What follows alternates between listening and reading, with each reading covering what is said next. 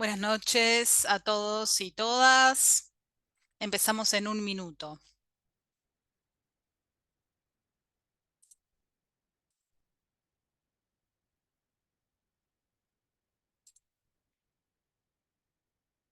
Ya tenemos a 250 participantes con nosotros.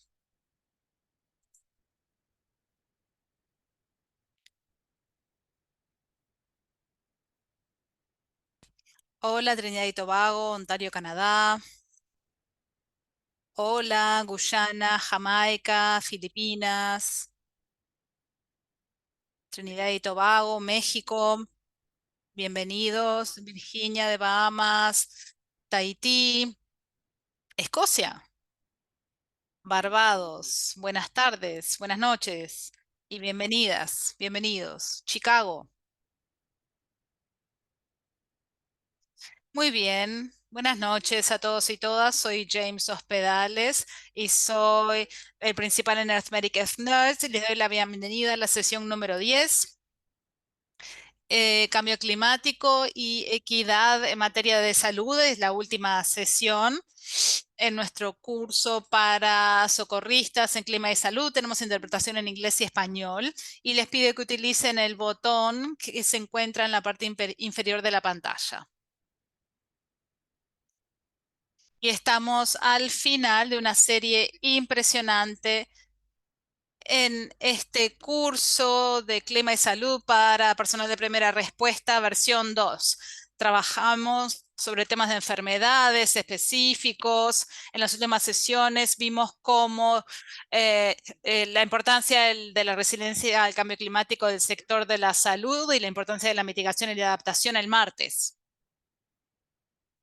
Y ahora vamos a tener al señor Carlos Verona, que va a hablar sobre el cambio climático y la equidad en materia de salud.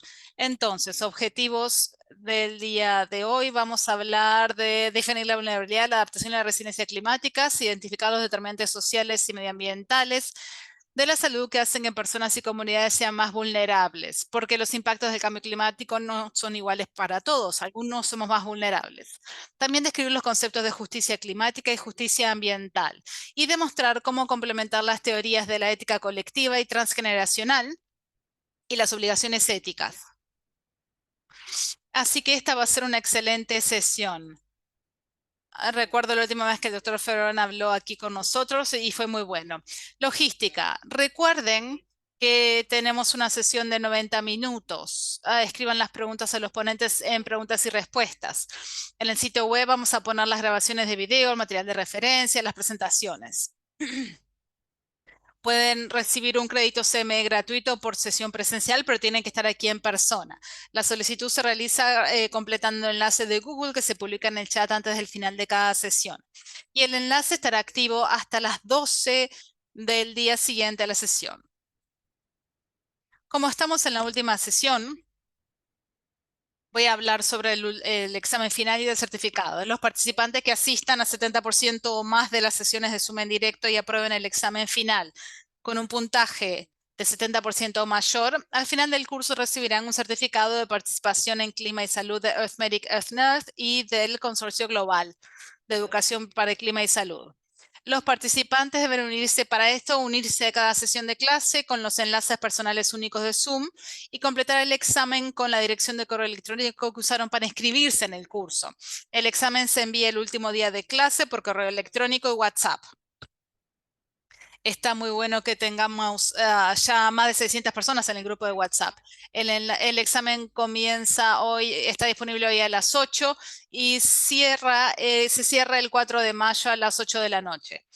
O sea, tienen 48 horas. El formato del examen es preguntas de opción múltiple y verdadero o falso y tienen que realizar el examen en una sola sesión. No pueden empezar, irse y después retomarlo, no.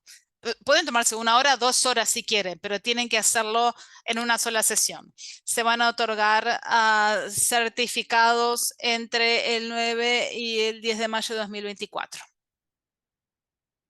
Así que hoy estoy muy feliz de tener aquí a dos oradores, el doctor Ferrón Guzmán, que es un profesor asociado de salud global en la Universidad de Maryland, Baltimore, y es el director, vicedirector de la Asociación Planetary Health Alliance en la Facultad de Salud Pública de Harvard. Y la señora Stephanie Chukalam de Surinam, que es la jefa de inspección ambiental de este departamento en la Oficina de Salud Pública. Y ellos van a hablar sobre la teoría y también un estudio de caso y su experiencia en Surinam. Bueno, creo que sería todo por parte de las presentaciones. Muchas gracias, Carlos. Te voy a dar la palabra. Bienvenidos nuevamente, bienvenidas a todos. Vamos a terminar la serie con una excelente charla en el día de hoy. Muchas gracias, doctor Hospedales, por esa presentación. Es un placer estar aquí nuevamente y también es un placer ser parte de este curso. Y ahora va a haber más de 400 participantes en el curso en el día de hoy, que es una cantidad impresionante de gente. Realmente estamos generando la mano de obra para el tipo de emergencia climática que estamos viendo hoy en día. La mayoría de ustedes provienen del Caribe. Yo soy de Costa Rica. De hecho, soy de América Central, nací, crecí allí, pero la mayoría de mi trabajo se centra en Estados Unidos. Sin embargo, también paso tiempo en Costa Rica, donde estoy ahora. Y realmente estoy muy contento de poder compartir con ustedes todo esto. Vi algunos picos en el chat, ticos en el chat, así que muy bueno que estén aquí. Y también es un honor estar aquí. Voy a intentar captar algunos de los temas que ya estuvieron mencionando. Sé que estuvieron juntos durante 9 sesiones en este curso y ya han explorado cómo el cambio climático afecta a la salud. Y sé que en el curso han explorado el concepto de vulnerabilidad, poblaciones vulnerables, y han explorado el concepto de equidad y cómo las poblaciones del mundo pueden sufrir las consecuencias de forma diferente de los cambios que vemos por el cambio, causados por el cambio climático. En esta sesión voy a intentar afinar ese concepto y brindar un marco conceptual y también un plan de acción para que ustedes puedan hacer más y contextualizar todo esto como profesionales clínicos en el contexto en el que trabajen. También me gustaría que recuerden que no solamente para médicos o enfermeras, pero quizás sean administrativos, tomadores de decisiones, directores o similar, que también está tomando decisiones, no solo los profesionales clínicos. Así que espero que esta sesión pueda ayudarlos con algunas de las decisiones y de priorización que tengan que hacer a medida que trabajan y que tienen que enfrentar estos cambios ambientales globales, incluido el cambio climático. Voy a compartir la pantalla. Bueno, recuerden que me va a costar ver el chat, es mucha gente, por eso me va a costar un poco verlo. Otra salvedad. De hecho, me olvidé me olvidé de mi lápiz óptico, así que lo que voy a hacer es intentar directamente escribir en la pantalla con el dedo. Así que no se preocupen si parece que les estoy señalando, estoy simplemente utilizando mi dedo como lápiz óptico. Así que no se asusten si ven eso. Bueno, como dije, me voy a centrar en el cambio climático, en el cambio global y cómo afecta la equidad. Vamos a explicar algunos conceptos básicos y luego seguimos adelante. Como dije, hemos estado explorando cómo estos conceptos, el cambio climático y la salud, están interconectados. Y a medida que estudiamos enfermedades infecciosas, salud mental, las diferentes formas en que el cambio climático cambia el ambiente y cómo impacta la salud. Hoy vamos a centrarnos en cómo podemos utilizar a la equidad de forma transversal. No solo los factores que impulsan, los factores subyacentes que impulsan cómo la gente se ve afectada y de forma diferente, y cómo deberíamos aplicar la equidad en las soluciones de forma concentrada. Cuando pensamos en esta idea de equity en inglés o equidad, que es similar a equidad, igualdad. Decimos equidad o equity en inglés cuando queremos demostrar o señalar una diferencia o que hay una falta de diferencia. desde una perspectiva moral. O sea, cuando abordamos una situación y parece ser justa o injusta, utilizamos la equidad entonces. La diferencia con igualdad es que igualdad no tiene ese juicio de injusto, justo, equidad. En igualdad es todo lo mismo, sin importar si hay una diferencia moral o no. Por eso hay diferencia con equidad. Y en español decimos equidad o inequidad. Pero también en español decimos igualdad y desigualdad. Por eso hay que tener cuidado. Cuando decimos en inglés inequity, estamos cargando la pregunta con este juicio de si hay justicia o injusticia. Decimos inequity o inequidad porque hay una diferencia, por ejemplo, con la mortalidad, acceso a las vacunas, la salud, acceso a la calidad, a la educación de calidad. Hay como una diferencia entre esas poblaciones o personas y estamos diciendo que es injusto y por eso utilizamos el término inequity en inglés, por ejemplo. Es para que entiendan la diferencia y bueno, podemos seguir charlándolo, cualquier cosa, no quiero dedicarle tanto tiempo a esto. Pero sí es importante entenderlo y creo que ya los han abordado. Entonces, cuando hablamos del análisis de la equidad y el marco de equidad o equity para conectar estos puntos entre el cambio climático y la salud, tenemos que hacerlo en tres momentos. Y no es simplemente cómo el cambio climático afecta a diferentes personas de forma diferente, sino también analizar los factores subyacentes que son los por qué que explican la diferencia en estos impactos. Y también la equidad es un marco que utilizamos para poder elaborar soluciones. Existen tres momentos donde utilizamos el marco de la equidad. No son simplemente la diferencia entre las personas y el impacto, sino el por qué el impacto es diferente y cómo encontramos soluciones que restablezcan la equidad. Voy a estar hablando de estos tres momentos en las diapositivas. Y luego vamos a pasar a la parte de las soluciones y al estudio de caso y también al debate que vamos a tener más adelante, porque las soluciones van a ser muy diferentes según el desafío que abordemos y también el lugar donde trabajamos. Así que no me quiero adelantar demasiado. Antes de sumergirnos en algunos de estos factores que afectan a las personas de forma diferente, me gustaría mencionar dos conceptos importantes. En primer lugar, la vulnerabilidad y el otro, resiliencia. Son conceptos hermanados, son como el yin y el yang, un poco, porque se complementan de forma tal que podemos incorporarlos en nuestro idioma. La vulnerabilidad, así como suena, ah, básicamente es una función como de un carácter, una característica en la que contemplamos estos tres elementos que vemos en la diapositiva. En primer lugar, la capacidad de determinado, podría ser sistema, pero en vez de sistema podemos decir persona, comunidad, nación. Pero voy a usar la palabra sistema para ser claros. Pero cuando digo vulnerabilidad y resiliencia, también puedo hablar de comunidades, personas, naciones, regiones o lo que sea. Pueden utilizar lo que sea pertinente para el caso de ustedes. Entonces, capacidad adaptativa. Cuando decimos capacidad adaptativa, se refiere a esta capacidad de la persona, comunidad, nación, sistema para desarrollar lo que llamamos resiliencia, que es un concepto que voy a explicar en un concepto. Y específicamente cuando hablamos del cambio climático, se trata de la capacidad de desarrollar resiliencia frente al riesgo climático o a los riesgos climáticos.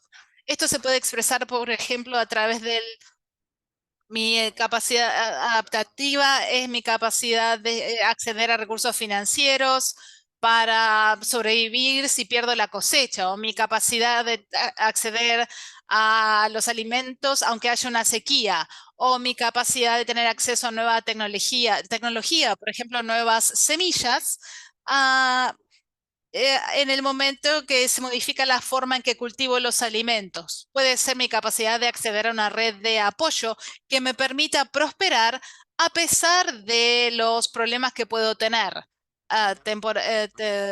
provisorios o permanentes. O sea, eso, cuanto mayor capacidad adaptativa tengamos, lo menos vulnerables seremos.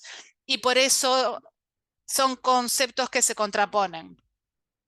Y en la otra cara de la ecuación, a mayor exposición y sensibilidad, mayor vulnerabilidad.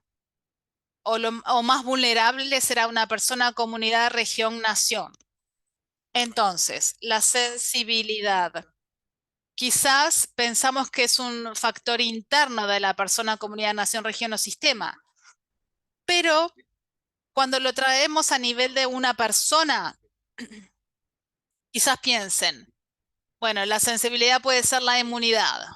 Por ejemplo, sí, su medio de vida depende de, por ejemplo, del turismo costero y los medios de vida de toda la comunidad dependen de la pesca y por el cambio climático los peces se están alejando, entonces esa persona será más sensible porque su medio de vida depende casi exclusivamente de esos peces o actividades costeras.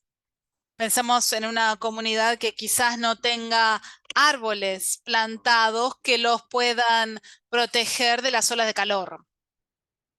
Y porque los árboles son fundamentales a la hora de controlar los ambientes urbanos cuando hay olas de calor. Por eso la sensibilidad es un factor interno que tienen las personas, comunidades, naciones, regiones o sistemas para poder protegerse de algunos de los elementos que se expresan en la exposición. Y cuando lo pensamos, la sensibilidad es interna, la exposición sería entonces el factor externo que afecta la vulnerabilidad. Por ejemplo, eventos meteorológicos extremos que ya conversaron, también enfermedades infecciosas emergentes, acceso a los sistemas de salud que también mencionaron, o la falta de dicho acceso. Todo esto o cómo estos sistemas de salud están conformados. Todo esto aumenta el grado de exposición. Así que a mayor sensibilidad y mayor exposición, más vulnerable será la persona al cambio climático. En esta combinación, fíjense aquí en este gráfico, la capacidad adaptativa, a mayor capacidad adaptativa, menor vulnerabilidad. Y así lo entendemos básicamente. Junto con estos términos, también pensamos en la resiliencia como esta capacidad para enfrentar todo esto. Piensen en una gomita elástica. Si la estiran, se estiran hasta cierto punto solamente y se rompe. Pero algunas gomitas pues, se estiran mucho más, mucho más, mucho más y son más resilientes y logran volver a un nuevo estado de estabilidad donde pueden seguir funcionando como gomita, como banda elástica. Lo mismo pasa con las personas, sistemas, naciones, regiones, barrios, comunidades. Tienen la capacidad para enfrentar un evento peligroso, responder o reorganizarse de forma tal que puedan cumplir la función esencial que deben cumplir. Ustedes hablaron sobre los sistemas de salud resilientes. Sí, eso y también necesitamos sistemas de salud que sean resilientes, que puedan lidiar con todo esto y cumplir su función esencial a pesar del cambio climático. Así entendemos entonces la resiliencia. Hay otros conceptos relacionados que a veces se mencionan cuando hablamos de resiliencia en la bibliografía. Uno es regresar a la situación anterior. Por ejemplo, si mi nivel básico donde estoy ahora, digamos, el nivel de homeostasis de una comunidad, nación, persona, etcétera, y hay un peligro y me eh, trae nuevamente a este nivel de enfermedad o de salud de la comunidad o lo que sea, poder regresar al estado anterior implica que puedo volver a este estado de homeostasis donde el sistema funciona bien.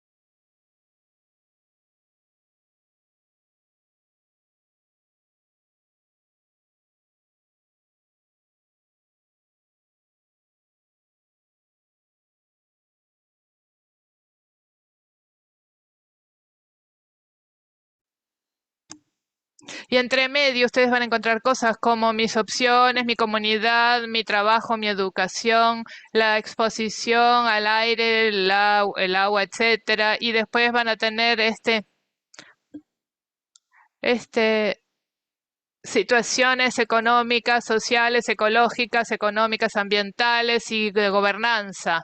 Entonces, como estamos cerca el individuo está cerca del centro, lo llamamos a esto próximos, y estos incluyen cosas como la edad, el género, el sexo, las genéticas, etcétera, porque a eso le llamamos factores próximos y más lejos de la persona. Esto es lo que nosotros llamamos, de dónde vienen estos términos, literalmente viene de cuán cerca están de los determinantes, a cuán cerca están las cosas que determinan la salud de uno. Y entonces cuando vamos a un nuevo modelo conceptual que se basa en la equidad desarrollado por Michael Marmon y el grupo de salud de la OMS, tiene 16 años, pero sigue siendo relevante. Y donde se toma el modelo ecológico, ustedes lo transforman en lo que nosotros llamamos un diagrama de flujo, pero el concepto sigue siendo el mismo. La pregunta básica es, ¿de qué depende la salud? Pero realmente se enfoca y cambia el concepto de estos cambios y le da un poco más de importancia a lo estructural, ¿de acuerdo? Estos son estructurales, pero lo individuo está aquí y lo próximo está aquí también, pero lo, se le llama estructural y estos están incluidos en la sociedad, básicamente es el cimiento de los piedras fundamentales um, de la sociedad que hacen, que crean y construyen nuestra salud y muchas veces ni siquiera las notamos, a veces no son ni siquiera tangibles. Piensen sobre la política y cómo el impacto que tiene. No es una vacuna, no es una cosa clínica, no se lo puede tocar. La política, uno solo puede ver las consecuencias de las políticas y a veces esas consecuencias no están completamente claras. Entonces, si mañana un país como Costa Rica aprueba una ley que dice que todos los doctores ahora trabajan en el sector público y nadie puede trabajar en el sector privado, eso va a tener consecuencias directas que probablemente el acceso va a ser, se va a haber más acceso, pero ¿qué pasa si se da lo contrario y el sector público cierra y no hay acceso al sector público? La consecuencia para la salud va a ser un efecto en la población que va a depender de ese acceso público. Y eso es difícil conectar a veces las consecuencias, porque a veces no dependen de si uno tiene seguro o no, sino de si uno está cerca de una clínica o no, si tiene acceso a la educación o no, o si se trata de una mujer que está cuidando a sus hijos y no puede ir a la clínica y quizá muchas otras cosas. Entonces la política siempre tiene un rol que se entreteje con otros elementos. Esto es solamente una visión general de cómo entendemos la cuestión básica de qué depende la salud. Y ahora voy a reinterpretar esto de una forma para que entendamos la salud como un producto de un sistema ecosocial. Y en este estudio yo sostengo que una forma de entender los determinantes de la salud, más allá de los diagramas ecológicos o de flujo, es usar la lente de lo que nosotros llamamos la teoría de la complejidad. Teoría de la complejidad suena como da un poco de miedo, pero quizás ustedes hayan escuchado al respecto y hayan decidido pasar la página y no leerlo, pero es muy simple. Es la manera en que entendemos las cosas con el principio de que todas las cosas están conectadas. Y entonces, en este diagrama lo que quiero representar es que cuando pensamos acerca de que de factores de los cuales depende nuestra salud, realmente es en la interconexión entre estos factores los que determinan nuestra salud, a veces que son múltiples. A veces son desconocidos y aquí tienen una lista que quizá pueda ser infinita de las cosas de las cuales depende su salud, la salud de una persona. Las cosas, obviamente, con los factores constitutivos, como la biología, el de ADN, las cosas a las cuales uno está expuesto, si sufre o no enfermedades infecciosas o si hay buena calidad del aire o no. Pero hay otras cosas de las cuales dependes, como el contexto macroeconómico, cuál es. en el lugar donde uno se encuentra, ese entorno políticas, de políticas, en los esquemas de gobernanza, los procesos, el estatus socioeconómico, las condiciones laborales, si hay buenos sistemas para producir alimentos o no, cómo se utiliza la tierra, etcétera, el sistema educativo, etcétera.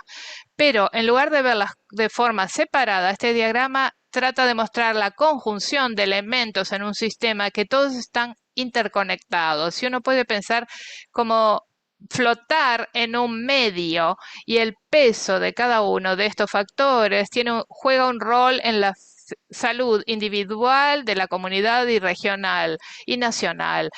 Y realmente dependen de tres elementos que son el quién, el cuándo y el dónde. Y cuando uno se aplica estas tres cosas, quién, cuándo y dónde, entonces el peso de alguna de estas cosas puede variar. Ya hemos establecido que están interconectados, por supuesto el estatus socioeconómico está relacionado con la capacidad de tener una buena educación, la capacidad de tener una buena educación está conectada con las condiciones laborales y las condiciones laborales tienen que ver con el estatus socioeconómico que al mismo tiempo puede tener que ver con la raza o el grupo étnico del cual uno pertenece, que determinan si uno tiene acceso a capital social bueno o medio o malo al mismo tiempo. Y el género también puede tener un rol, pero todas esas cosas tienen un peso y que entonces que depende de quién uno es, dónde uno está y cuándo. Y esto muestra cómo lo dinámico que esto no es lo mismo ser una mujer, digamos, en Afganistán hoy en día que ser una mujer que vive en Bruselas, la capital de Europa, digamos. Entonces, el acceso a los derechos, la forma en la que el género, la educación juegan su rol, la forma en que uno tiene acceso a diferentes componentes de un sistema de vivienda, el contexto de políticas macroeconómicas, todos juegan un rol y impactan la salud de esa persona. En este ejemplo, por ejemplo, una mujer en Afganistán y una mujer en Bruselas, es su género. El género tiene un rol importantísimo en ese ejemplo y podemos de esa forma sencilla cambiar el quién, cuándo y dónde, porque nada de esto es estático, todo está moviéndose todo el tiempo, de segundo a segundo, no es lo mismo ser una mujer que tenga para tener acceso al aborto en Estados Unidos hace 2 años, antes de que cambiara Roe v. Wade, hasta el día de hoy en el cual hay prohibiciones y limitaciones a los derechos sexuales en Estados Unidos. Entonces es muy dinámico y lo que sucede es que la interacción de todos estos factores de ellos el producto es la salud de este sistema dinámico ecosocial. Entonces, cuando entendemos la salud de esa forma, vemos que la salud no es estática. La salud, según define la Organización Mundial de la Salud, es un estado completo a nivel mental, físico y emocional de bienestar, pero en realidad también es un estado dinámico. No es un estado completo, sino que es dinámico y tenemos que tener esa palabra porque cambia.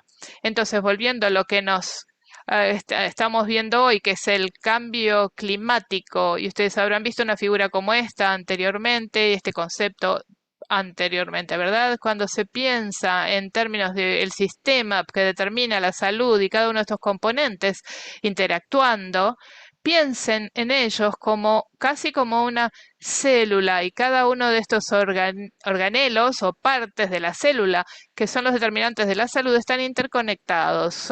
Hay un tejido conectivo que existe y se agrega una lesión externa a este sistema, en este caso básicamente es el cambio climático, se está cambiando la conformación de todo el sistema. En esta figura aquí, estas olas, estas ondas, se les llama reverberaciones. Y piensen en lo que sucede a un tejido conectivo y los componentes de ese tejido cuando uno reverbera, cuando se vibra un cambio en ese sistema. La conformación cambia completamente y por eso decimos que el cambio climático es un multiplicador de las amenazas, de los peligros.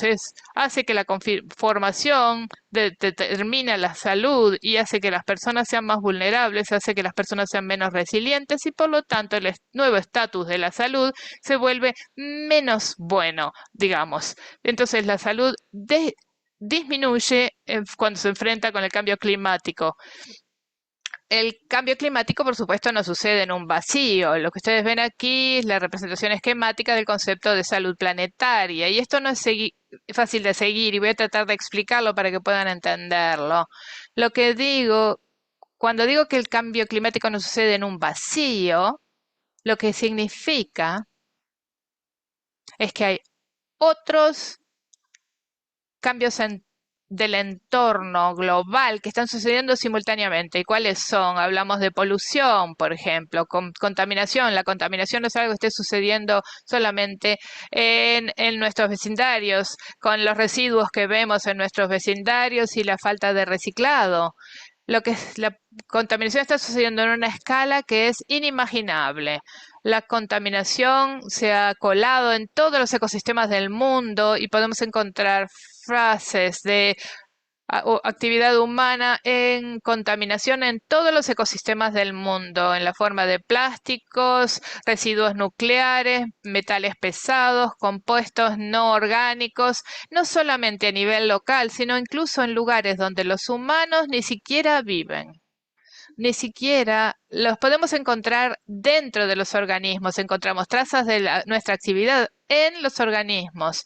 Podemos acumulación de cosas como mercurio y plástico en la cadena alimentaria. Es así de malo en este momento. No es solo nuestro aire el que está siendo contaminado por nuestras actividades económicas, sino también nuestras aguas, nuestros suelos y todas las partes de la biosfera que están siendo afectadas a escala global. Y por supuesto hay lugares donde esa polución, el nivel de contaminación es menor, pero la escala de lo que está sucediendo es a nivel planetario. Y ahí está el concepto de la pérdida de biodiversidad, que es otro cambio ambiental a gran escala que está sucediendo. Estamos perdiendo biodiversidad vital, no solamente los rinocerontes, que son especies muy visualmente importantes, no solo los orangutanes o los chimpancés. Estamos perdiendo cosas como hongos y bacterios y formas de vida que ni siquiera sabemos que existen y podemos rastrearlo y medirlo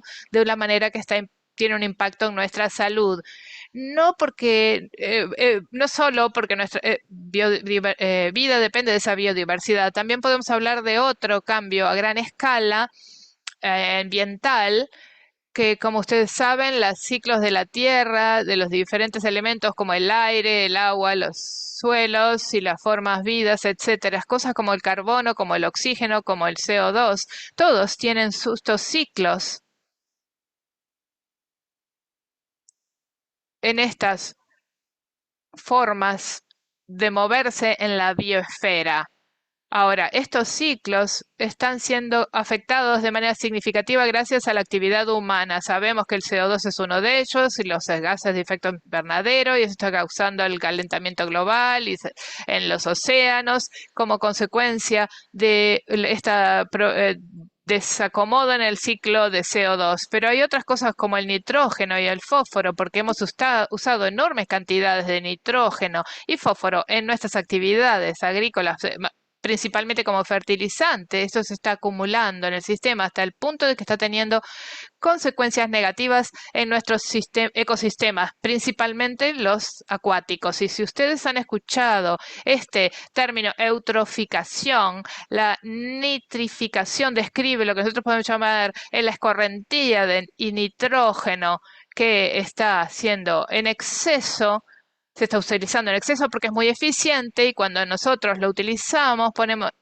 ingresamos mucho nitrógeno de forma de que cuando llueve se producen escorrentías que llegan al océano y cuando ese nitrógeno se acumula crea una fenómeno llamado eutroficación, en el cual hay esa floración de algas que consumen el oxígeno que luego matan muchas de las otras especies que viven en ese entorno. Y eso crea situaciones en zonas como en las zonas profundas del Golfo de México con consecuencias en las diferentes actividades de acuacultura, en lo que está sucediendo.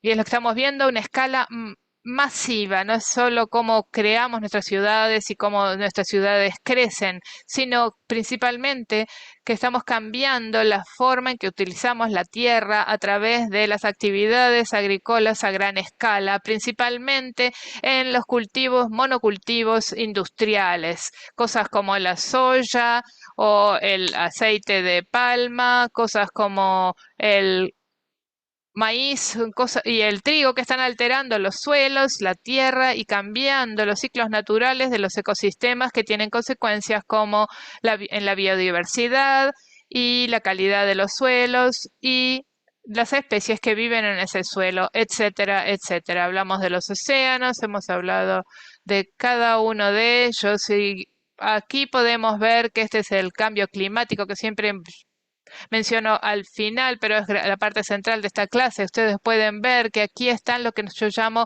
cambios antropogénicos de los sistemas naturales de la Tierra, ascens, por la sigla en inglés, que están todos interconectados. No podemos hablar del cambio en la utilización de la tierra sin hablar de la biodiversidad y las ciclos bioquímicos alterados, sin hablar de la contaminación global. Estamos a hablar del uso de la tierra sin hablar del cambio climático. Estas son cosas que están interconectadas en formas que a veces conocemos y a veces son cosas que todavía no entendemos o no conocemos completamente. Y la figura, la premisa básica de la salud planetaria es que estos cambios están sucediendo en una época geológica, la que llamamos el antropoceno, que básicamente es la época, la era de los humanos, realmente que está alterando los patrones de las enfermedades infecciosas y no infecciosas, las enfermedades nutricionales, las enfermedades relacionadas con la salud mental y que, como ustedes han visto en las últimas 9 sesiones, y después usamos estas cifras en el medio, estas figuras en el medio para entender los vías a través de las cuales estos cambios antropogénicos impactan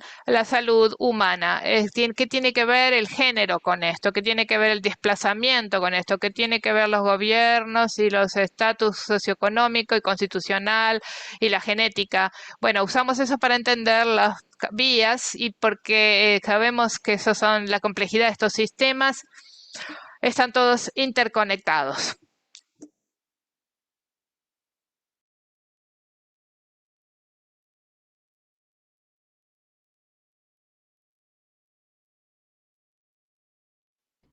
Entonces, cuando estamos Cuando hablando, hablamos de eso, entonces voy a volver aquí a los tres momentos. Acabamos de entender el tema de la equidad y también los diferentes factores que impulsan todo esto. Y ahora vamos a pasar, o me voy a centrar en algunas de las combinaciones.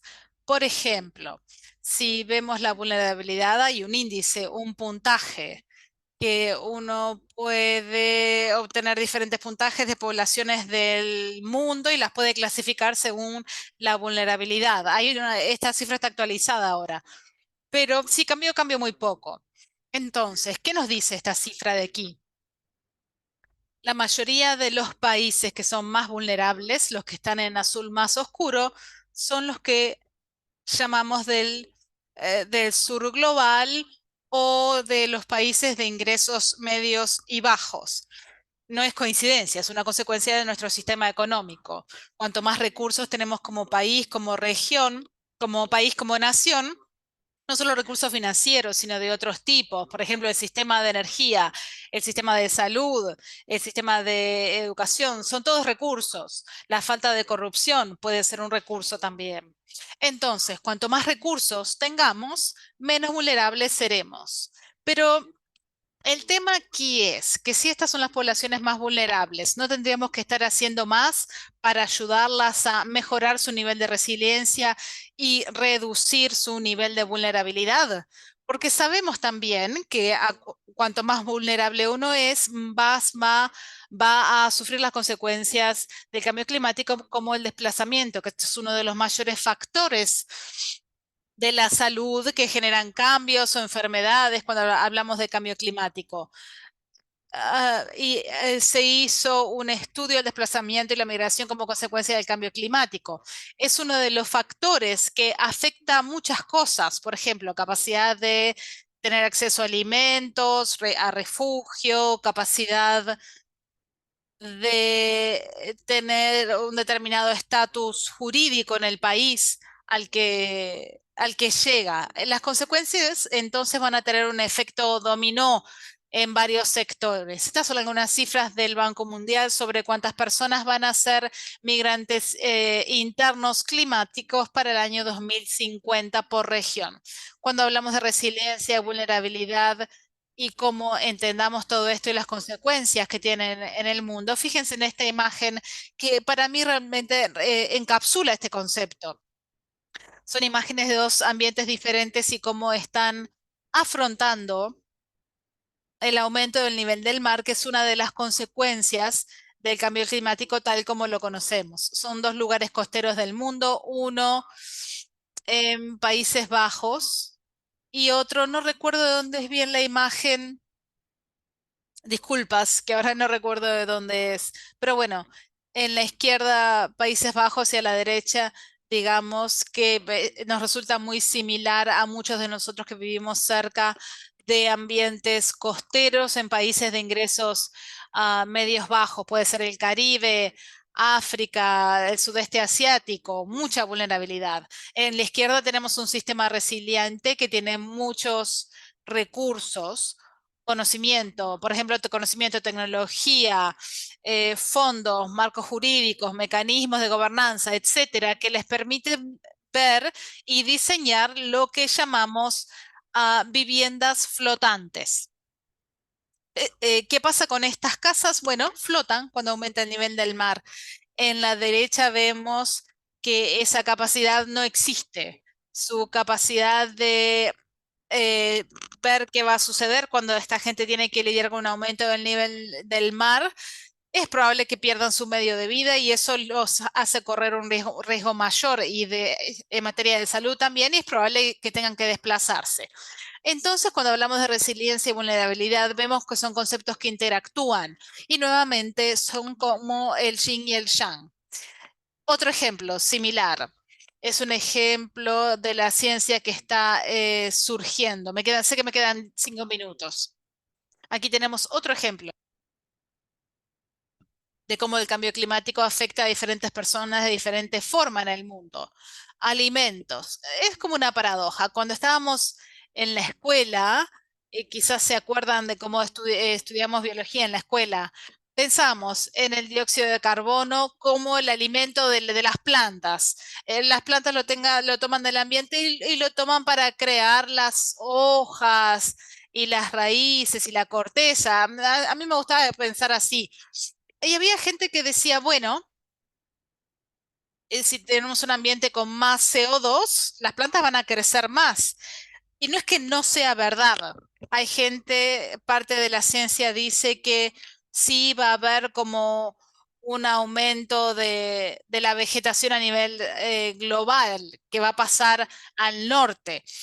No sabemos si va a ser bueno o no, probablemente no, porque es probable que se reduzca el tamaño de los glaciares y va a tener otras consecuencias. Pero bueno, eso lo vemos después. Lo que sucede con los alimentos es muy importante. En ambientes ricos en dióxido de carbono, a veces las plantas crecen más, ya sea soja, maíz, trigo, arroz, puede ser que crezca más, pero no va a ser más eficiente y claramente no va a tener el mismo valor nutricional que debería tener. Fíjense aquí en este gráfico y muchos investigadores lo han confirmado. El nivel de diferentes micronutrientes, zinc, hierro, proteína, que son básicos en las dietas de las personas del mundo, va a disminuir.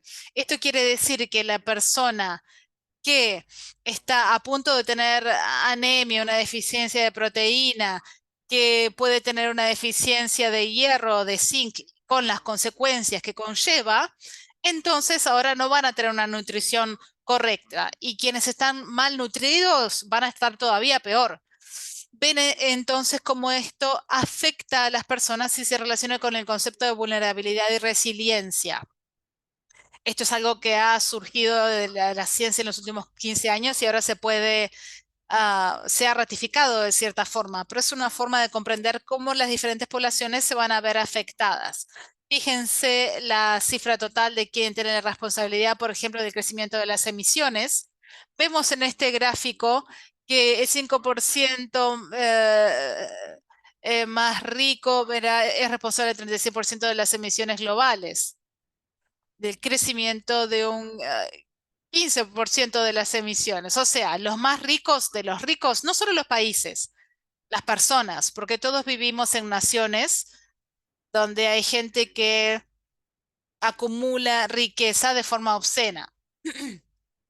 Esas personas alrededor del mundo son los que tienen la carga generan el crecimiento de las emisiones. En emisiones en Costa Rica decimos, usted se come la piña, a mí me duele la panza.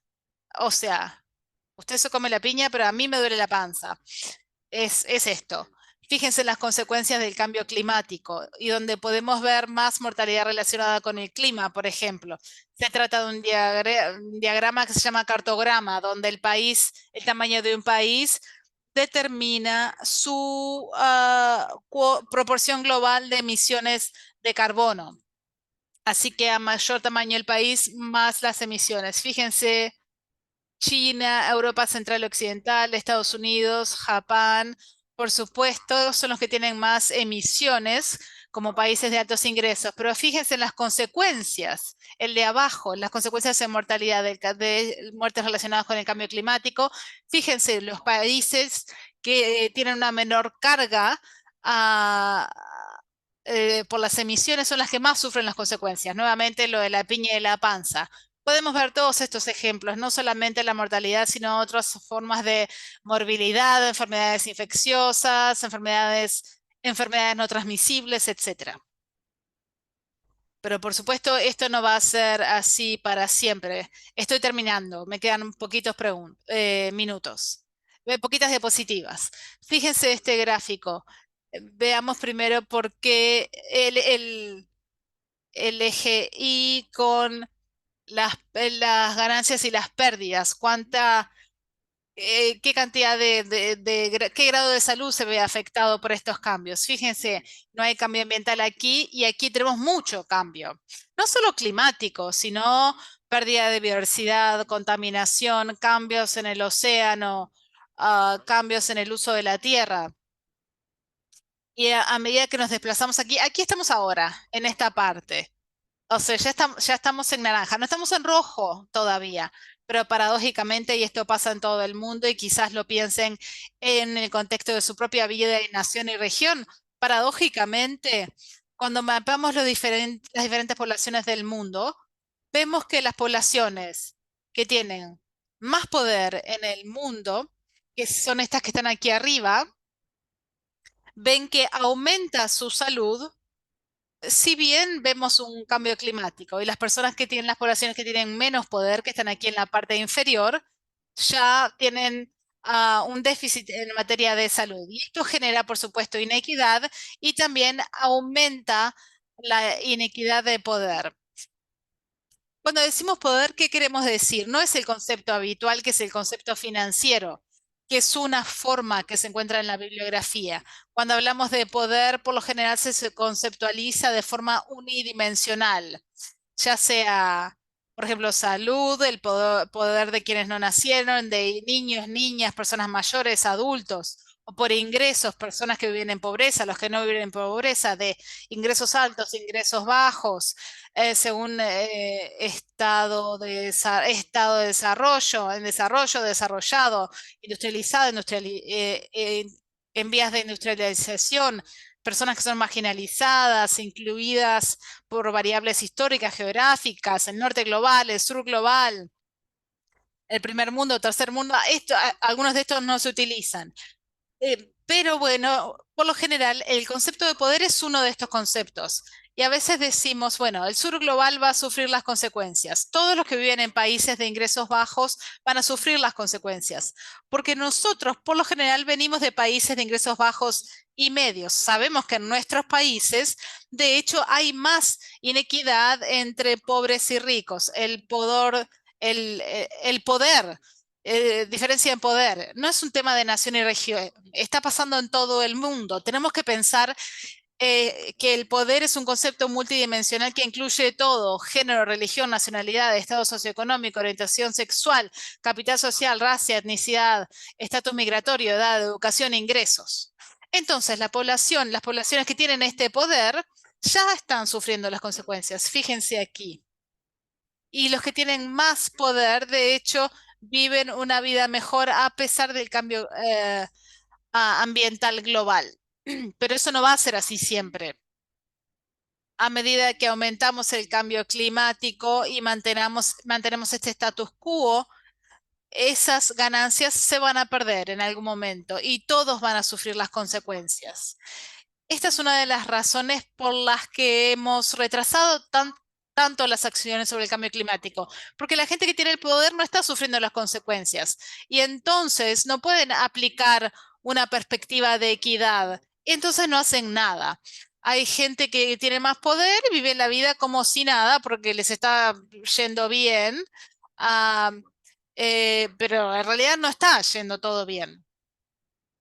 Ah, quizás puedan o quieran leer este artículo sobre actuar sobre el poder y las inequidades de salud. Les dimos algunos ejemplos y recomendaciones sobre cómo hablar del poder y también el análisis. Me quedé sin tiempo, lo sé. Un minuto más. Un minuto más. Un minuto para terminar. Para ser más positivos. Quizás ustedes ya conozcan, esto es el trabajo de Kate Warner. Kate Raworth es el donut, o se dice también en español flotador. Es el concepto que tengan en mente al terminar, porque impulsa gran parte de la política del mundo. Habla de que la capacidad ecológica tiene un techo para que estemos bien. Hay una cantidad de cambio climático que nos va a llevar a consecuencias. O sea, podemos agotar el océano hasta cierto punto, tener contaminación hasta cierto punto, hasta que vamos a sufrir las consecuencias. Pero claro, hay un techo y también hay un piso que garantiza los derechos básicos como salud, alimentos, refugio para todos en el mundo. Y en el medio tenemos el espacio seguro.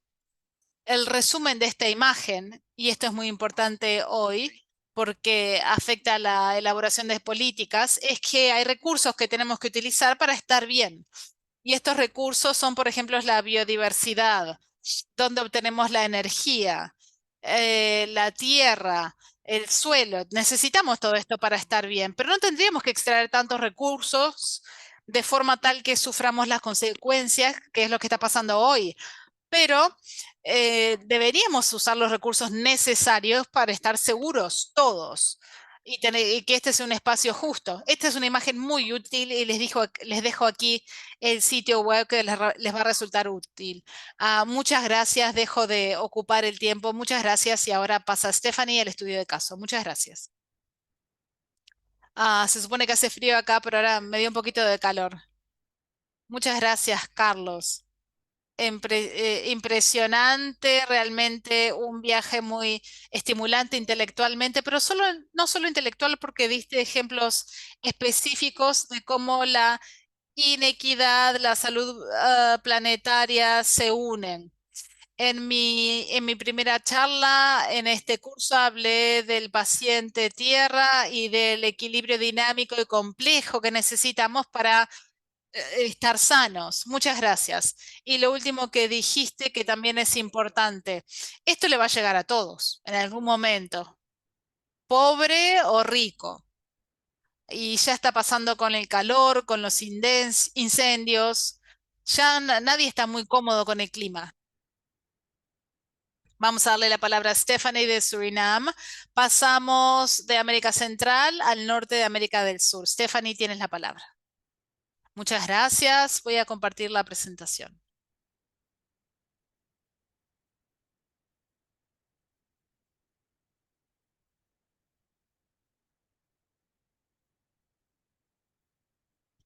¿Ven la presentación? Sí. Muy bien. Voy a comenzar con una... Iba a empezar con una introducción, pero el doctor Guzmán ya dijo gran parte de todo esto. Voy a hablar de una herramienta de evaluación de la vulnerabilidad. Así que me gustaría hacer una introducción sobre la evaluación de la vulnerabilidad. Se utilizan para identificar el riesgo y la vulnerabilidad de las comunidades y nos ayudan a comprender dónde una comunidad es vulnerable. Y si conocemos las vulnerabilidades de las comunidades, nos ayudan a generar resiliencia en las comunidades, nos ayudan a prevenir o reducir el impacto de los peligros del cambio climático. El colega dio una gran explicación de qué es la equidad en relación con el cambio climático y la salud. La equidad es la base para comprender la distribución de los impactos y las respuestas al cambio climático. Y la parte más importante para las comunidades es la capacidad de poder recuperarse de los impactos generados por el cambio climático. Y por eso el aspecto de la resiliencia es tan importante. También ya se explicó que la vulnerabilidad se ve afectada por nuestra exposición a diferentes factores estresantes que pueden ser impactos de eventos meteorológicos extremos y también la sensibilidad o el punto al que una comunidad o persona se ve afectada por estos eventos, que puede ser diferentes según las áreas y según los países y la capacidad de esas capacidades de esas comunidades que se ven afectadas de adaptarse a estos cambios, y esto establecerá los resultados en materia de salud que van a tener. Él explicó también la conexión entre los determinantes sociales de la salud y los aspectos étnicos, de cultura, que también influencian la vulnerabilidad y la capacidad de adaptación de las diferentes comunidades y los impactos que sufren. Y quiero pasar a una introducción de Surinam. Surinam es un país boscoso situado en la costa noreste de Sudamérica.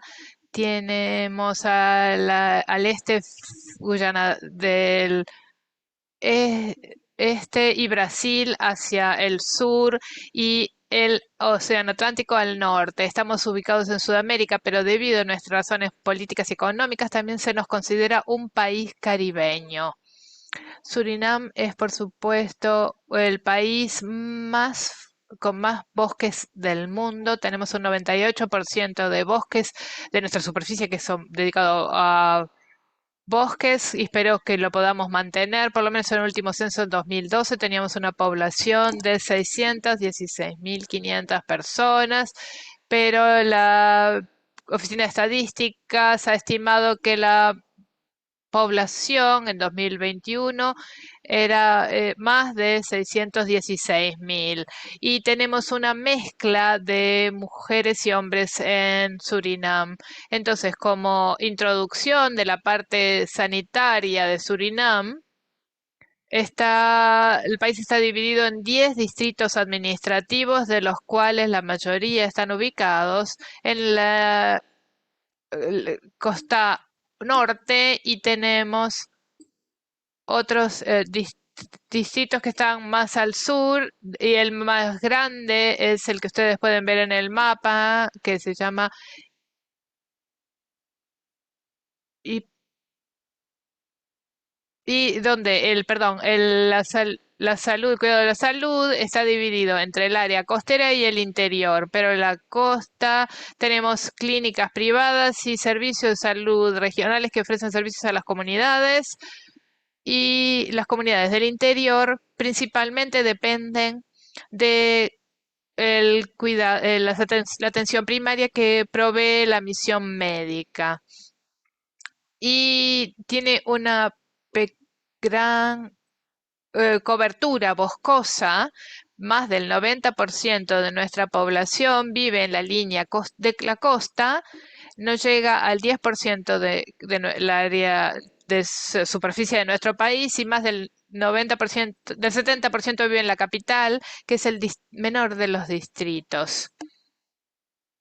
Nuestros hospitales principalmente están ubicados en Paramaribo. Tenemos 7 hospitales en Surinam, de los cuales 4 están ubicados en la capital. Uno está en Huánica, que es el distrito que está cerca de la capital. Tenemos uno en Niqueri, que está cerca de Guyana y uno en Marobini, que es el que está en el límite con Guyana Francesa. Entonces no hay atención hospitalaria fuera de las áreas costeras. Todos estos hospitales están ubicados en áreas costeras.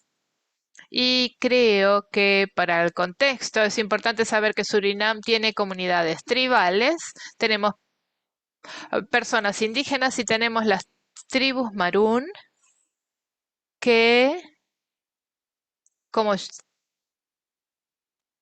se ha indicado, la experiencia de las diferentes personas los impactos del cambio climático, son las personas más vulnerables, las que están a niveles sociales y económicos y demográficos más bajos, tienen menos acceso a atención médica y en general esos son los que están en las comunidades tribales en Surinam.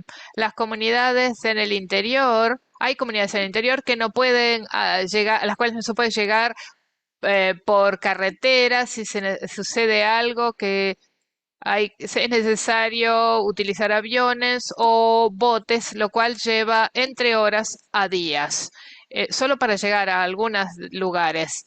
Y en Surinam hemos tenido experiencia algunos impactos del cambio climático, principalmente las inundaciones, pero también este año hemos experimentado sequías importantes que han hecho que algunos ríos se sequen completamente y los ríos en Surinam son diferentes del resto del Caribe. Tenemos ríos muy grandes, entonces para que esos ríos se sequen y que solo se pueda llegar a las aldeas en el interior, cierra el acceso a esas comunidades en el interior y se pueden imaginar el impacto que tiene el para tratar de llevar atención médica a esas comunidades, al igual que alimentos que dependen de los ríos para la pesca, eh, se hacen hasta cierto punto agricultura y caza,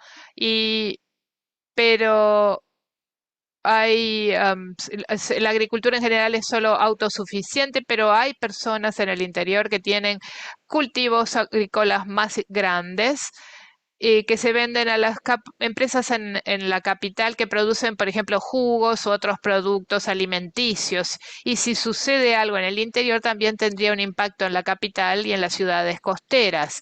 Hemos tenido inundaciones que se han llevado comunidades enteras en el interior, en la capital. Y también hay estadísticas de inundaciones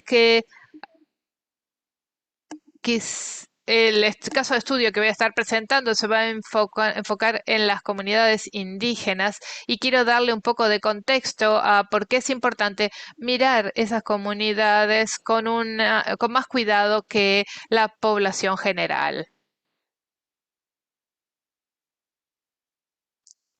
A ver si esto funciona. Tengo un pequeño video sobre Surinam. que no quiere andar, pero creo que si después pueden tener la presentación van a poder verla. Es un video lindo, muy cortito, sobre las diferentes culturas que tenemos. Parece que están dando. Y la diversidad que tenemos, no solo en relación a la cultura, sino también...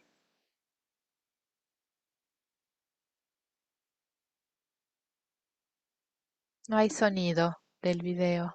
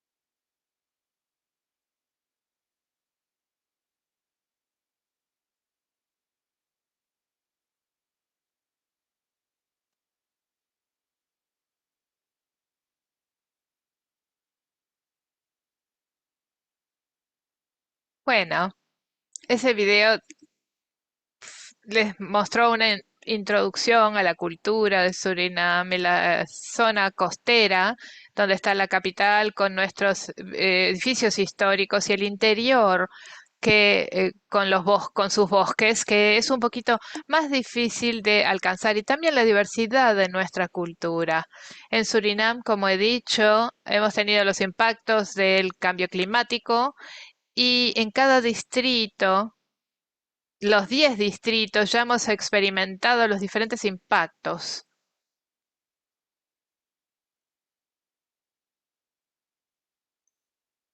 desde sequías, inundaciones, grandes vientos y este año, debido a las sequías, ha habido también incendios forestales con gran cantidad de humo espeso que también ha tenido impactos en la salud y hemos tenido vientos del Sahara que han estado soplando en el país y especialmente en Niquería y Saramaca, que son los dos distritos más occidentales de Surinam, son las áreas agrícolas más importantes y las sequías y las inundaciones también han tenido un impacto sobre los cultivos, que también han tenido a su vez impacto en nuestra producción de alimentos y nuestra capacidad de exportación. Para mi caso de estudio, trabajé con comunidades indígenas en Surinam usando la herramienta de evaluación de vulnerabilidad a las aguas comunitarias. La meta era desarrollar una herramienta que pudiera usar esa comunidad para evaluar sus propias vulnerabilidades y que les iba a dar básicamente la posibilidad de ver dónde están sus vulnerabilidades y qué es lo que pueden hacer y dónde necesitan adaptarse. Y también nosotros como tomadores de decisiones en el Ministerio de Salud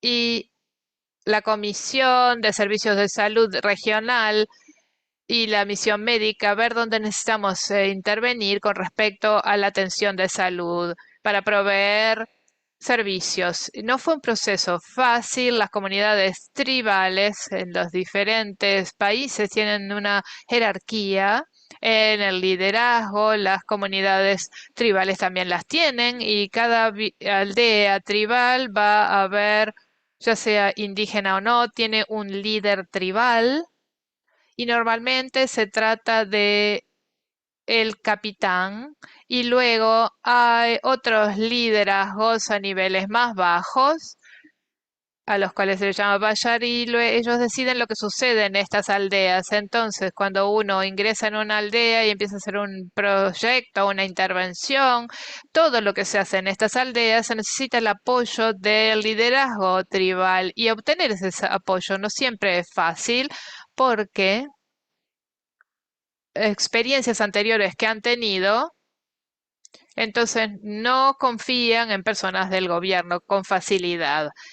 Y realmente se tiene que lograr crear esa relación basada en la confianza antes de poder hacer lo que se intenta hacer para ayudar a esa comunidad. En la Oficina de Salud Pública hemos tenido en el pasado varias intervenciones relacionadas con las enfermedades infecciosas en estas aldeas específicas que no tuvieron éxito, pero como expliqué, ellos no están muy abiertos a las personas fuera de la aldea, especialmente personas del gobierno. Entonces necesitamos encontrar un abordaje diferente para poder llegar a esta comunidad. Y en los últimos años, las personas indígenas se han asociado en una asociación de los líderes de las aldeas, y tienen representación en esa asociación. Y si uno obtiene el apoyo de esta asociación, ellos pueden ayudar a ponerse en contacto con los líderes y tener una reunión para poder explicar lo que se intenta hacer, escuchar sus necesidades y obtener apoyo para el proyecto. Eso fue lo que nosotros hicimos. Tuvimos una primera reunión con la asociación y después una reunión con la asociación y los líderes. Y es importante también considerar lo que ellos piensan.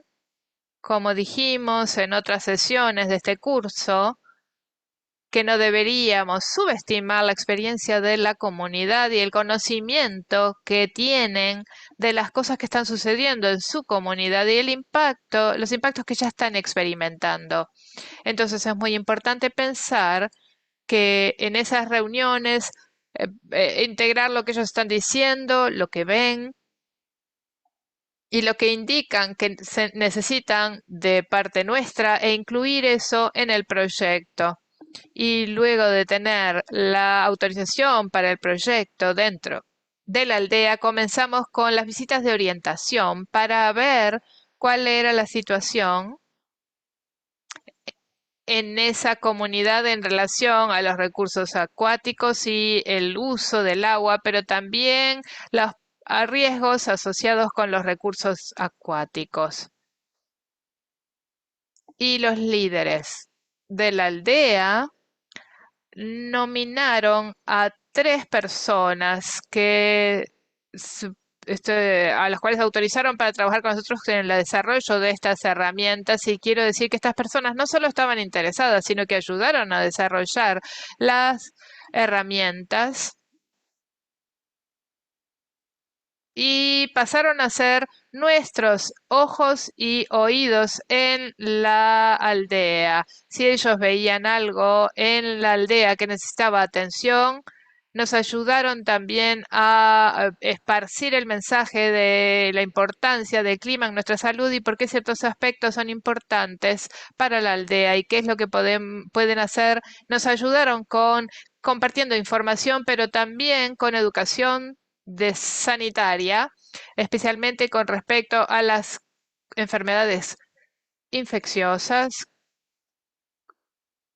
Y para terminar, ellos tuvieron preocupaciones con respecto a la calidad del agua y indicaron que querían muestreo del agua como base para las herramientas.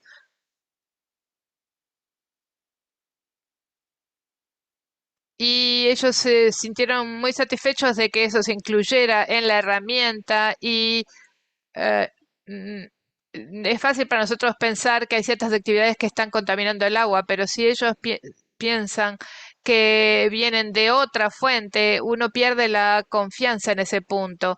Y si no se considera las fuentes que ellos sugirieron.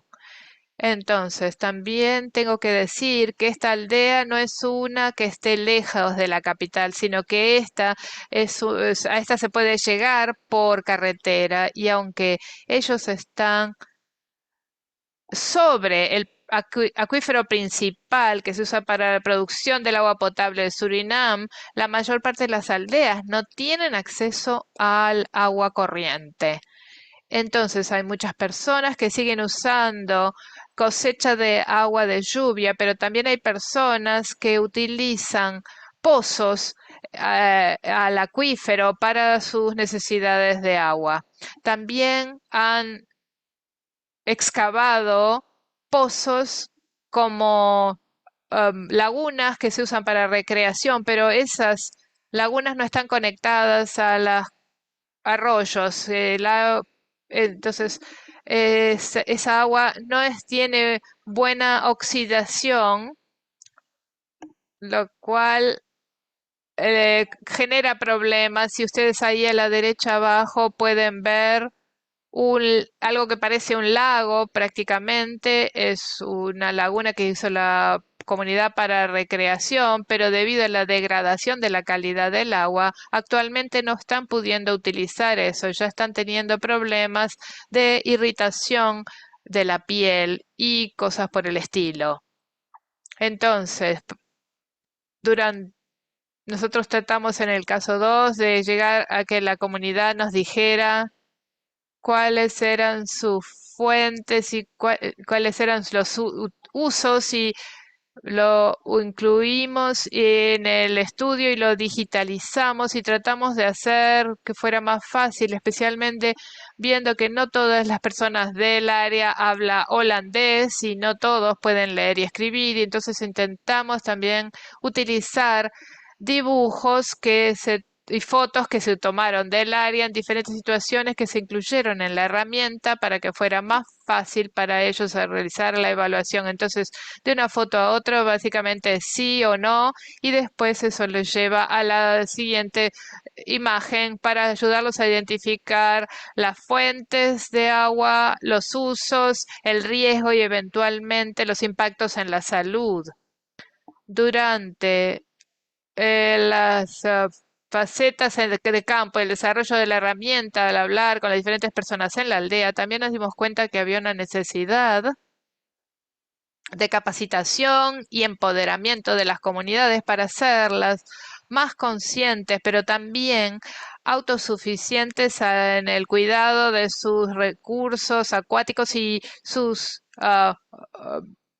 porque esos también están causando riesgos. Los suministros de agua no estaban cubiertos en muchos casos y no se utilizaban de la manera correcta, lo cual causaba contaminación y efectos sobre la salud. Y entonces tuvimos una capacitación de capacitadores en un taller comunitario. Invitamos a toda la aldea, gracias al liderazgo de la aldea y la comunidad.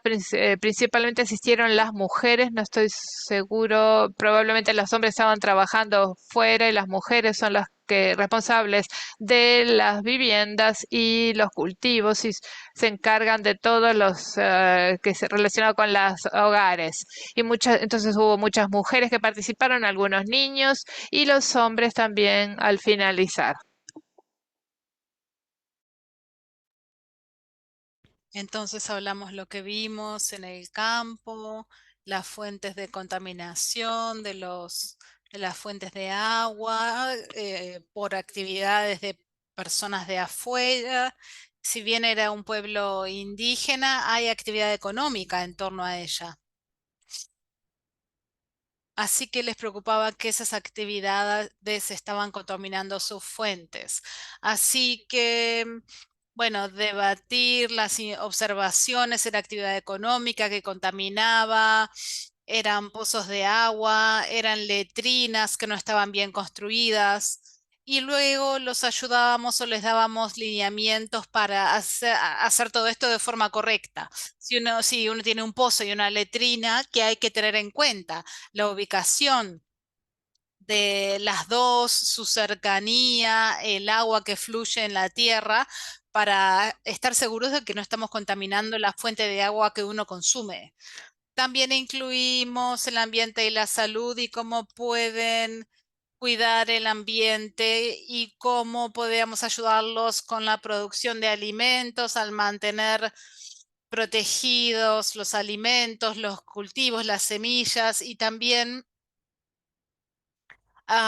cómo protegerse de contaminantes ambientales y también de enfermedades transmitidas por el agua, por vectores o por los alimentos. Higiene personal,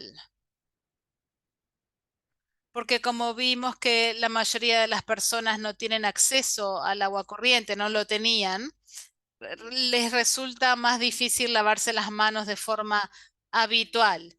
Y si lo hacen, es probable que no utilicen jabón porque es probable que quieran ahorrar agua.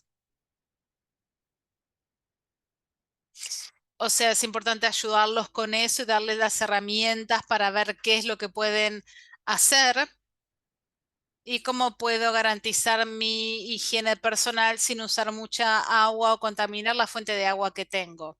Y también cómo cuido mis fuentes de agua. Como no hay agua corriente, muy a menudo las personas usan baldes y la tomaron de los tanques de agua de mayor tamaño. A veces se lavan las manos en estos grandes recipientes. Así que fíjense, esto fue lo que introdujimos, fíjense la imagen con una canilla, como un balde con una canilla. En ese taller el equipo les enseñó cómo construir estos baldes ellos mismos. Les dimos los materiales y las herramientas para construir los baldes. Y también les dimos instrucciones no solo para mantenerlos limpios y cómo usarlos. Así podrían tener una forma de sacar agua del recipiente mayor de agua que está afuera, la hierven, la desinfectan y la ponen en este pequeño recipiente para poder usarla de forma diaria. Ahí al menos tendrían algo de agua corriente en el hogar para consumir, para cocinar y si necesitaban para lavarse las manos, en lugar de ir y todos poner las manos en el tanque grande. Y también tener en cuenta el control, cubrir el suministro de agua, cómo ah, proteger los hogares. Hay muchas cosas que en la capital nosotros damos por sentadas porque, bueno, tenemos aire acondicionado, ventanas, ventiladores, ah, pero hay gente en diferentes pueblos a quienes no siempre les resulta fácil tener acceso a todo esto y tampoco les resulta fácil el mantenimiento. Así que trabajar con sus tradiciones culturales y lo que ellos consideran apropiado para su cultura es importante y luego desarrollar eso. Y también lo que hicimos fue trabajar con ellos sobre la técnica correcta de lavado de manos. Utilizamos los gels y la luz negra para realmente mostrarles por qué es importante lavarse las manos bien, porque uno puede no ver la suciedad, pero sigue habiendo gérmenes. Y eso realmente los sorprendió verlo en la vida real. Les pedimos también que le enseñaran lo que habían aprendido en el taller a otros miembros de la comunidad o de su familia que no pudieron ir al taller.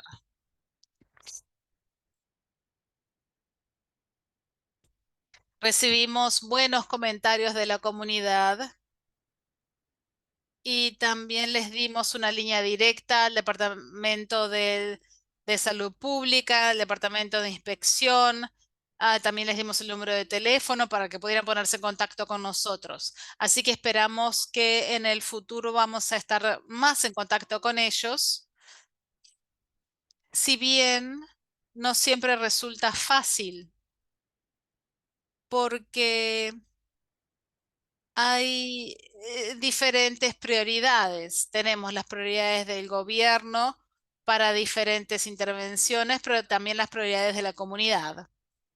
Y no se puede imponer lo que nosotros queremos que haga la comunidad.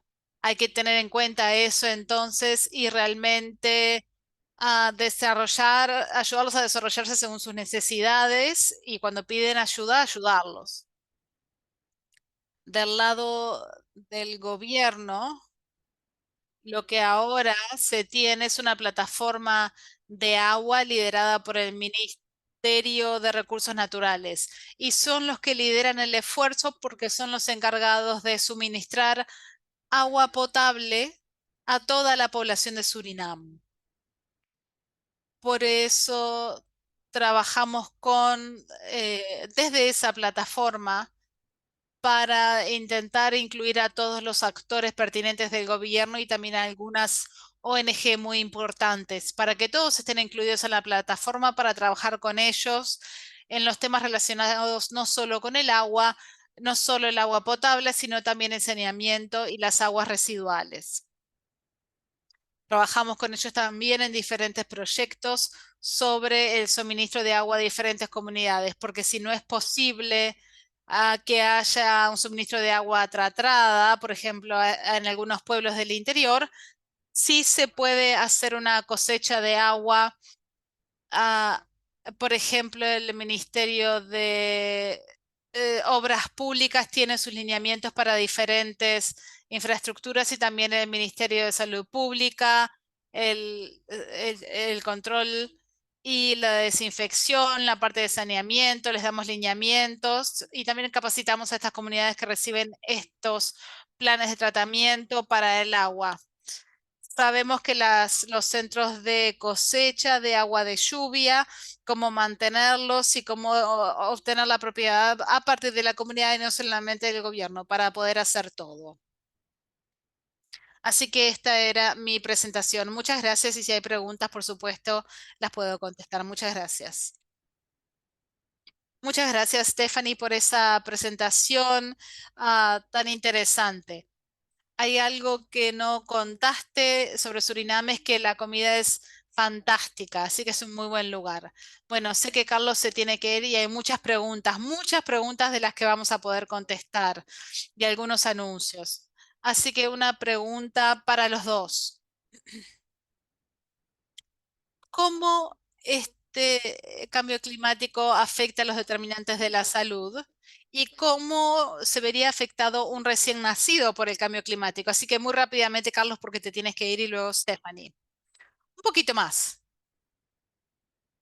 La pregunta de la recién nacida es interesante, por los efectos del cambio climático comienzan en el vientre materno y aún antes, cuando hablamos de la calidad de la nutrición de la madre antes del embarazo, durante el embarazo y las consecuencias para el bebé, también la calidad del aire que tiene la persona antes de estar embarazada, durante en el periodo perinatal y también la exposición a una alta salinidad en el agua, por ejemplo, por altos niveles del mar que pueden afectar las fuentes de agua potable y eso puede afectar el nivel de sodio y la preeclampsia. Esto lo vemos en todas partes del mundo y están sumamente interconectadas. No se trata solamente del recién nacido, pero sí también va a tener más consecuencias si están expuestos, por ejemplo, a temperaturas más altas, olas de calor. Por supuesto, la recién nacida tiene una capacidad menor de regular su temperatura y es mucho más vulnerable a temas como la malnutrición, los golpes de calor, lo que sea. Y esto hay que entenderlo antes del embarazo, las consecuencias que esto puede tener en el bebé recién nacido y puede generar muchas otras consecuencias que pueden a manifestarse más adelante y que también las consecuencias en los alimentos en el primer mes de vida, las consecuencias de las enfermedades no transmisibles, de las enfermedades de la madre, la leche materna, muchas otras cosas que afectan a la recién nacida y bueno, estamos recién viendo ahora que esto comienza antes del nacimiento. Hay gente que dice que este es el mejor curso que han hecho. Realmente es una nota muy positiva para todo el departamento de docentes. Carlos, Stephanie. Stephanie, te están pidiendo que compartas las herramientas, sería muy bueno. Y como dijo Carlos, las implicancias para los recién nacidos son importantes. Stephanie, ¿podrías contarnos algo brevemente sobre tu experiencia en este sentido? Sí, en Surinam, como dije, diferentes aspectos que pueden afectar a la niña desde el vientre materno y también luego del nacimiento. Y esto también tiene un impacto especialmente en el interior, sobre todo con la deforestación, para la minería y el uso de mercurio en la minería de oro. Y esto comienza con el embarazo, sobre todo en las áreas que son difíciles de alcanzar, donde hay caminos, donde es más difícil llegar a los servicios de salud. Es muy difícil que realmente que los niños tengan el cuidado de salud que necesitan y sobre todo al inicio de la vida. Y también sería más difícil para que las madres puedan cuidar a sus niños de la mejor forma posible si no tienen agua potable limpia en la casa. Así que son diferentes aspectos que afectan a los hijos. Excelente porque estamos redondeando lo que dice Carlos, los determinantes que afectan al clima y la naturaleza dinámica y compleja de la salud como resultado de todo esto. Carlos, para mí la contaminación y pérdida de biodiversidad son como los hermanos, los mellizos malos del cambio climático. Muchas gracias a ambos oradores. Muchas gracias a los participantes que se han quedado todo el curso. Hailey, tenemos unas diapositivas para terminar.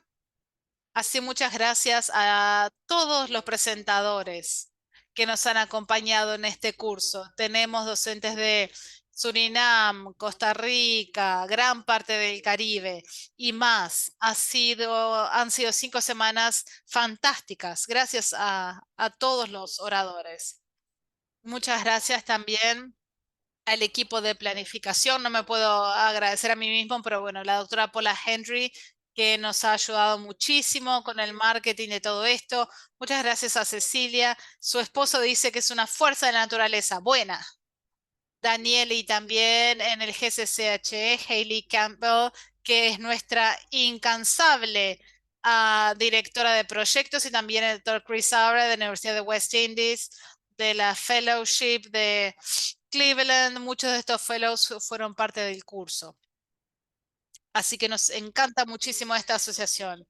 Y muchas gracias a las intérpretes Lourdes, Ana, Soledad y Adriana. Muchas gracias. Excelente. Parece que son de Uruguay. Así que muchas gracias por estar aquí.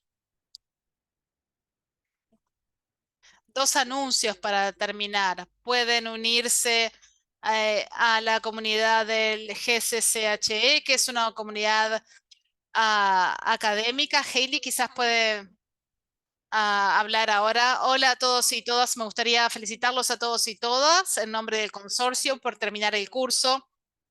Y espero que cada vez estén más preparados para incorporar los principios del cambio climático en su trabajo. Nos gustaría invitarlos a unirse al consorcio global ah, para mejorar su compromiso para promover la educación de la salud planetaria y climática en su campo práctica. Recuerde que es gratuito ser miembros. Hay 3 formas de unirse: como institución académica, como organización socia y finalmente simplemente como persona. Todos pueden unirse a nuestra comunidad Vamos a poner un link en el chat y felicitaciones a todos y todas nuevamente y esperamos verlos y verlas en nuestros futuros cursos del consorcio de Arithmetic Earth Nurse. Muchas gracias, Hailey. También pueden unirse a Arithmetic. Pueden entrar al sitio web earthmedic.com. Es gratuito. Tienen ahí el sitio web en la pantalla. Pueden realmente actuar a través de la capacitación, defensoría, proyectos prácticos e investigación. Alguien preguntó cómo puede formar un capítulo local. Podemos hacerlo. Me mandan un WhatsApp si están interesados. Para terminar, me gustaría decirles que el link de la sesión CMI ha sido publicado y el examen estará abierto a partir de las 8 de hoy. Así que muchas gracias nuevamente a todos y todas. Tenemos excelentes comentarios del chat. Muchísimas gracias. Realmente es muy lindo estar haciendo esto. Para terminar, ¿qué sigue? Bueno, antes de este curso tuvimos una serie de webinarios sobre el clima y las enfermedades no transmisibles. Ahora la gente me pregunta esto, tenemos esta información, ¿cómo hacemos esto? ¿Cómo hacemos lo otro? Lo vamos a lanzar a otoño de este año. Y en la encuesta, en el cuestionario que les mandamos, vamos a recabar información. Dos preguntas. ¿Cómo se escribe una nota de prensa? Si tienen un minuto, ¿cómo se habla con los pacientes sobre el clima? ¿Cómo se miden la huella de carbono? Son varias preguntas que les estamos haciendo para que nos den sus comentarios para poder generar estas